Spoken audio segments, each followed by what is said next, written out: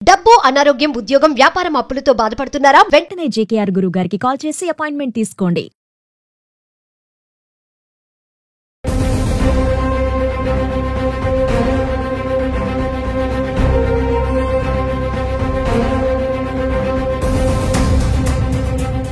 అమ్మ నమస్తే.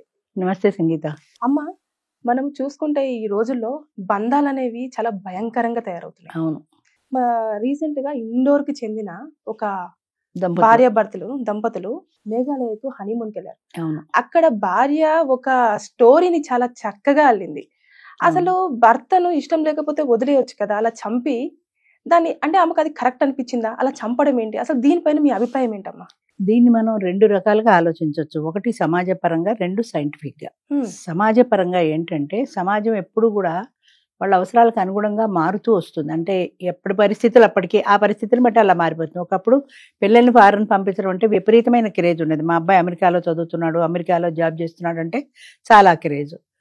అలా పంపించేసిన తర్వాత ఇక్కడ సీనియర్ సిటిజన్స్ ఒంటరి వాళ్ళు అయిపోవడం, పిల్లల సపోర్ట్ అవసరం రావడంతో కొద్ది కొద్దిగా అభిప్రాయాలు మారుతూ వచ్చాయి.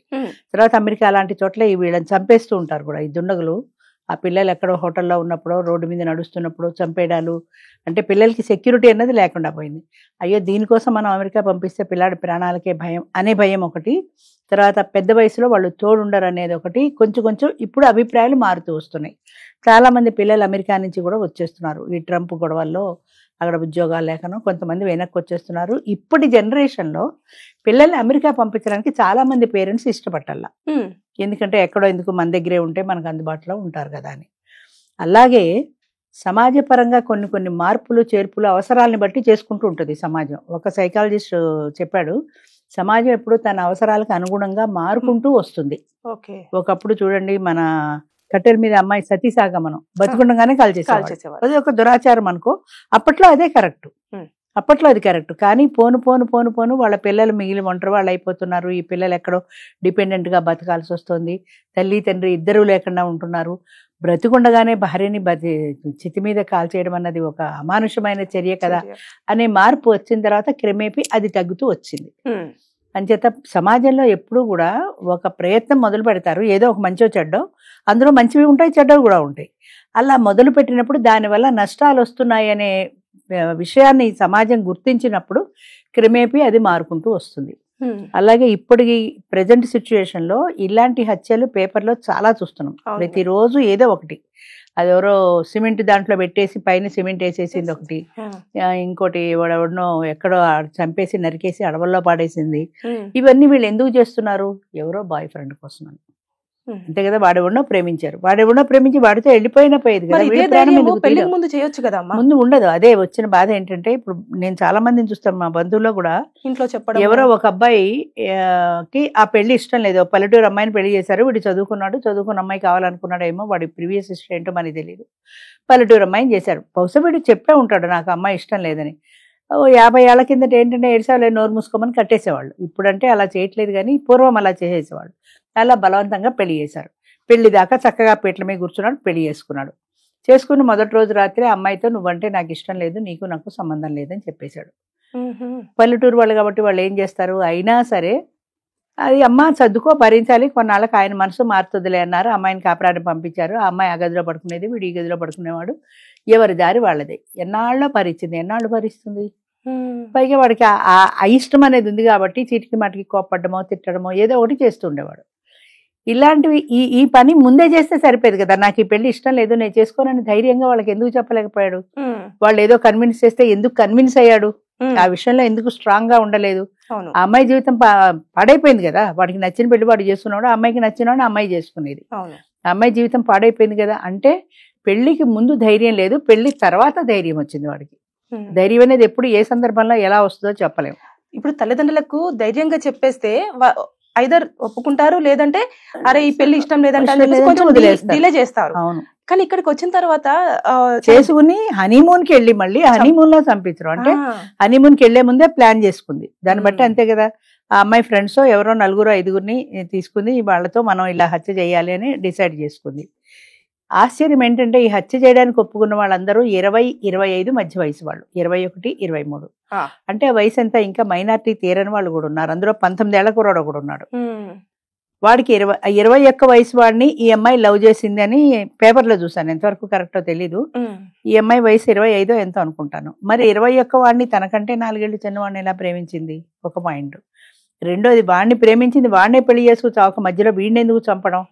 వీడిని అక్కడి దాకా తీసుకెళ్లి అదేదో సీన్ చూద్దామని అక్కడెక్కడికో వెళ్ళారు బ్రిడ్జి దగ్గరికి. అక్కడికి వెళ్ళిన తర్వాత వీడి తల మీద ఏదో కొట్టి అందులో తోసేశారు వాళ్ళు. ఈ అమ్మాయి కూడా మిస్ అయిపోయింది, కనపడలా, అసలు ఇద్దరు కనపడలా. వాడి డెడ్ బాడీ కొన్నాళ్ళకి వీళ్ళకి దొరికింది. దొరికిన తర్వాత వీళ్ళు ఇన్వెస్టిగేషన్ మొదలు పెడితే ఆ అమ్మాయి ఎక్కడో మొత్తం మీద దొరికింది. వాళ్ళకి పోలీస్ స్టేషన్కి వచ్చి సరెండర్ అయింది, దొరికిపోయింది.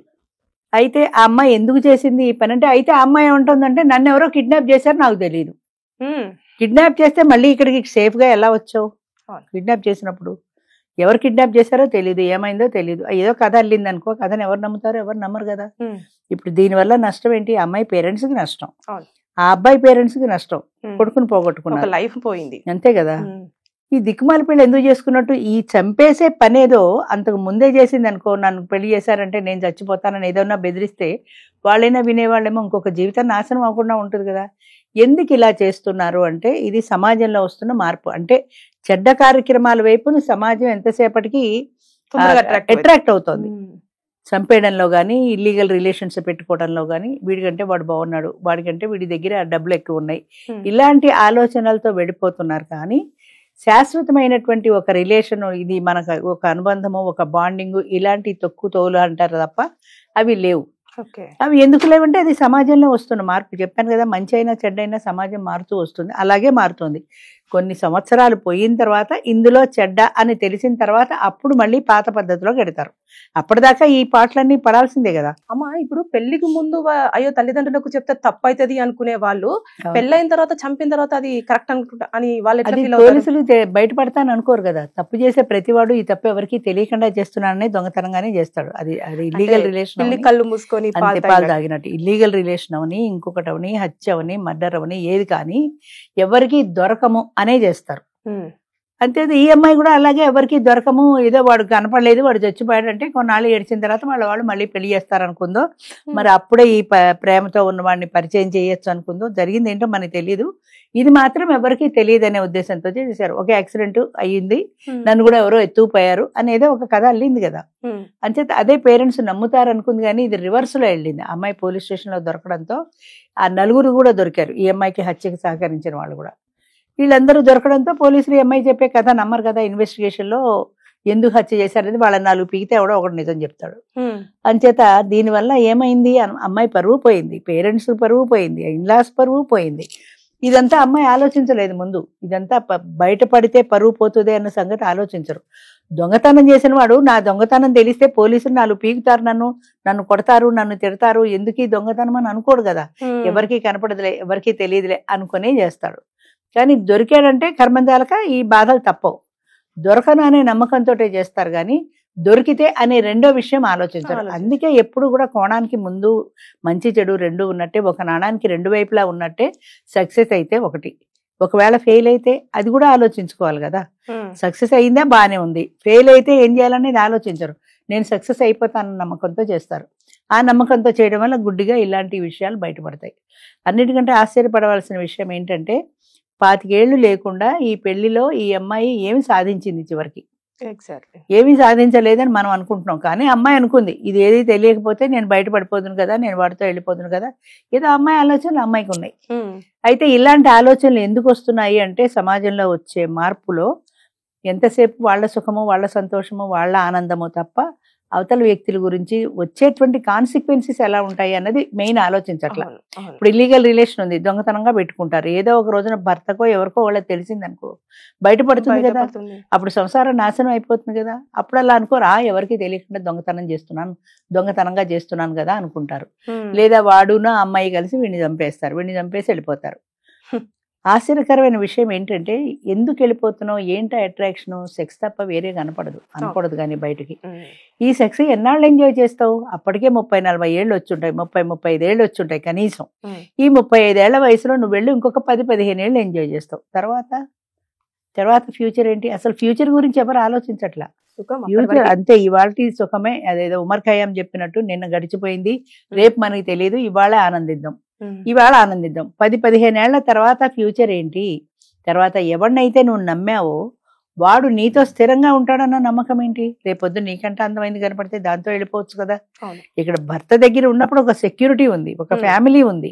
ఇది వదిలేసి ఈ పిల్లల్ని వదిలేసి నువ్వు అక్కడికి వెళ్ళిపోవటం వల్ల వాడు చూస్తే ఓకే, చూడకపోతే ఒకవేళ చూసినా కూడా ఎన్ని ఏళ్ళు చూస్తాడు? 10-15 ఏళ్ళు. నీకు 50 ఏళ్ళ 60 ఏళ్ళ వచ్చిన తర్వాత వాడికి ఇంత ఇంట్రెస్ట్ అప్పుడు ఉంటుందా? ఉండకపోవచ్చు కదా. అవి ఉండకపోవచ్చు కదా అని ఆలోచించరు. పాయింట్ బి లేదు, ఏ ఒకటే. అంచేత మేము ఆనందంగా ఉంటాం, మేము హ్యాపీగా ఉంటాం, వాడితో నేను ఎంజాయ్ చేస్తా. ఇది తప్ప రెండు ఆలోచన లేదు. ఇష్టం లేకపోయినా కూడా పెళ్లి చేసుకున్న వాళ్ళు ఉంటారు, చాలా మంది. అబ్బాయి అయినా అమ్మాయినా.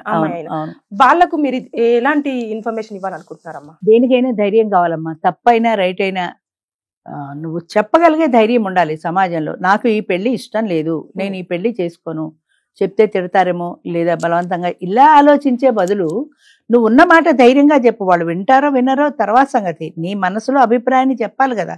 రేపు పొద్దున్న ఏదైనా తేడా వస్తే నేను వద్దు మర్రా అంటే వీడు నాకు ఇచ్చి పెళ్లి చేశారు, ఇప్పుడు చూడండి ఏమైందో అని అనే అవకాశం నీకు ఉంటుంది కదా. అంచేత అసలు చెప్పే ముందు వీళ్ళు ఆలోచించుకోవాల్సిన విషయం ఏంటంటే ఇది మంచా చెడ్డ, నా అభిప్రాయం కరెక్టా రైటా రాంగా, తప్పు పని చేస్తున్నానా అని ఆలోచించుకోవాలి. ఆ ఆలోచన తప్పు అయితే దాన్ని వాళ్ళకి చెప్పడం కాదు, అసలు ఈ పనే చేయకూడదు. ఫస్ట్ ఆఫ్ ఆల్ ఏదైతే తప్పుడు ఆలోచన అని వీళ్ళకి అనిపించినప్పుడు ఆ పని అక్కడికక్కడే కట్ చేసేయాలి. ఆ ఆలోచనని ముందుకు వెళ్ళకూడదు. అలా కాకుండా నాకు ఈ పెళ్లి ఇష్టం లేదు, నేను వాడిని ఎవరినో ప్రేమించాను అని అనుకొని, ఇదిగో ఇప్పుడు ఈ మధ్యనే జరిగింది కదా 3-4 ఏళ్ల కిందట, అమ్మాయి ఎవరో ఎస్సీ క్యాండిడేట్ ని పెళ్లి చేసుకుంది, అమృత అనుకుంటా. అదేమైంది, వాళ్ళ నాన్న కోపం వచ్చింది, వాడిని చంపించేశాడు. కుటుంబం అంతా పోయింది కదా. వాడు జైలు పడ్డాడు, తర్వాత సూసైడ్ చేసుకున్నాడు. ఇటు అమ్మాయి వేరైపోయింది, అటు తల్లి వేరైపోయింది, కకావికలైపోయింది. ఎందువల్ల? వాడి పట్ల ఉన్న ఆకర్షణని నువ్వు కంట్రోల్ చేసుకోలేకపోవటం వల్ల. నా మనసు వింటలేదు కాదు, అది వినాలి. పూర్వం అందుకే తపస్సులు యోగ సమాధులు చేసేవాళ్ళు, ఎందుకంటే వాళ్ళ మనసు వాళ్ళ కంట్రోల్లో ఉండాలని. అందుకే వాడు కార్టూన్ వేసాడు చూడు, తపస్సు చేసి రమ్మొచ్చిందా లేదా చూస్తాడు వాడు. అంటే రమ్మొస్తుందని నువ్వు తపస్సు చేస్తున్నావు తప్ప తపస్సు మీద నీకు ధ్యానం లేదు. లేనప్పుడు దాని ఫలితం ఎలా ఉంటుంది? అంచేత ఒక ఆలోచన వచ్చినప్పుడు అది రైటా రాంగా అని ఆలోచించుకోవాలి. ఫస్ట్ థింగ్, నీ ఆలోచన రైటే అయితే నీ పెద్దవాళ్ళే నీకు మూర్ఖంగా బలవంతంగా చేస్తుంటే అప్పుడు నువ్వు ధైర్యంగా చెప్పగలగాలి. అవును. 2, అంచేత నువ్వు ధైర్యంగా చెప్పిన తర్వాత కూడా వాళ్ళు ఇదే పని చేయాలనుకున్నప్పుడు అప్పుడు నీకు ఇష్టమైతే నువ్వు వెళ్ళిపోవడము, ఏదో ఒకటి కార్యక్రమం చేసుకోవచ్చు. అంతేగాని ఎవడో ఒక అనామకుడు తీసుకొచ్చి వాడిని పెళ్లి చేసుకుని వాడిని హనీమూన్ తీసుకెళ్లి వాడిని చంపి ఇంతమంది ఏడుపుకి కారణమైంది. ఎటు కాకుండా అయిపోయింది కదా అమ్మాయి జైల్లో కూర్చోవాల్సి వచ్చింది. అది అమ్మాయి ఒక్కసారి ఆ నాణానికి రెండో వైపు ఆలోచిస్తే ఈ పని చేస్తుండేదే కదా. అటు ఎవరూ దొరకల, ఇటు ఉన్న మొగుడు పోయాడు, చివరికి జైలు జీవితం మిగిలింది. అంచేత ఈ నాణానికి రెండో వైపుని కూడా ఆలోచించగలిగినట్లయితే, అంటే ఈ పని చేస్తే ప్రభావం ఏంటి, దీని ఫలితం ఏమిటి అని ఆలోచించగలిగితే ఈ పనులు ఎవరు చేయరు. కానీ తప్పు రైట్ అనేది వేరువేరుగా ఉంటాయి. మనకి రైట్ అనిపించినా కూడా అది తప్పు కావచ్చు కదా. అది ఆలోచించుకోవాలి. ఆలోచించుకునే విచక్షణ మనిషికి కావాలి. మనసు కంట్రోల్లో పెట్టుకునే కెపాసిటీ వీళ్ళకి ఉండాలి. అది లేకపోవడం ప్రధానమైన కారణం. సైకలాజికల్ గా ఆలోచిస్తే, అంటే నాకు పెద్ద సైన్స్ నాలెడ్జ్ లేదు, జనరల్ గా ఏం చెప్తారంటే సైకియాట్రిక్ ప్రాబ్లం ఉన్న వాళ్ళకి కొంతమంది శాంతంగా ఉంటారు సహజంగా, కొంతమంది అగ్రెసివ్ గా ఉంటారు, ఫ్యాట్ మ్యాన్ అవతలను కొట్టేస్తారు తేడా వస్తే. ఇలా ఎందుకుంటారంటే వాళ్ళ మనసులో ఆ అగ్రెసివ్ గా ఉండేటువంటి అది ప్రేరణ ఎక్కువ ఉంటుంది దానికి. ఈ శాంతంగా ఉండేవాళ్ళు నార్మల్ గా ఉంటారు, ఈ అగ్రెసివ్ గా ఉండేవాళ్ళు అది బాగా యాక్టివ్ గా ఉంటుంది. అది యాక్టివ్ గా ఉంటే వాళ్ళని ప్రేరేపిస్తుంది, వాడిని ఫ్యాట్ మ్యాన్ ఒకటి కొట్టు నీ కోపం తగ్గుతుంది, కొట్టేస్తాడు అంతే. అంచేత ఆ అగ్రెసివ్ గా ఉండే లక్షణం ఏదైతే ఉందో, అలాగే ఈ సెక్స్ కి సంబంధించినటువంటి మైండ్ లో ఏవో ఉంటాయి కదా బ్రెయిన్ లో, అది బాగా యాక్టివ్ అయిపోయి అది ప్రేరేపిస్తూ ఉంటుంది. నువ్వు అలా వెళ్ళు, వాడితో ఇలా వెళ్ళు అనేది ప్రేరేపిస్తుంటుంది. అది ప్రేరేపించినప్పుడు దానికి అనుగుణంగా వెళ్ళిపోతుంటారు. అందుకే మనసు కంట్రోల్ అంట. దాన్ని వీళ్ళు కంట్రోల్ చేసుకోవడం అనేది సాధ్యం కాదు. అది సైంటిఫిక్ గా ఎవరో సైకియాట్రిస్ట్ లో ఎవరో చూసి దానికి ఏ షాక్ ట్రీట్మెంట్ ఇచ్చి దాన్ని తగ్గించగలిగితేనే అది నార్మల్ అవుతుంది. లేకపోతే అది అగ్రెసివ్ గానే మారుతుంది. అవి అగ్రెసివ్ గా అందరిలో ఎందుకు మారుతున్నాయి ఇలాంటి లక్షణాలు అంటే, అది సమాజంలో చూడు ఒక వేవ్ అలా వెళ్ళిపోతుంటుంది. మంచి అయినా చెడ్డైనా ఒక వేవ్ వెళ్ళిపోతుంది. అలా ఒకళ్ళని చూసొకళ్ళు అలా వెళ్ళిపోతుంటది అంతే. అది అలా వెళ్ళిపోయిన తర్వాత ఎప్పుడో దెబ్బతిన్న తర్వాత మళ్ళీ వెనక్కి వస్తుంది. కానీ ఈ దెబ్బతినేలాగా ఎన్ని జీవితాలు పోతున్నాయి ఇలాగా. అందుకని సైంటిఫిక్గా కూడా ఇలాంటి మరి ఎలాంటివి పెద్ద పెద్ద మేధావులు సైకియాట్రిస్టులు ఆలోచించాల్సిన విషయం ఇది. తెల్లారితే పేపర్లో న్యూస్లు వేసేస్తారు కానీ దీనికి కారణం ఏంటని ఒక్క సైకాలజిస్టు ఇలా జరుగుతోంది, ఇలా జరగడం వల్ల ఇలా ఉంది అని ఎవరూ చెప్పరు.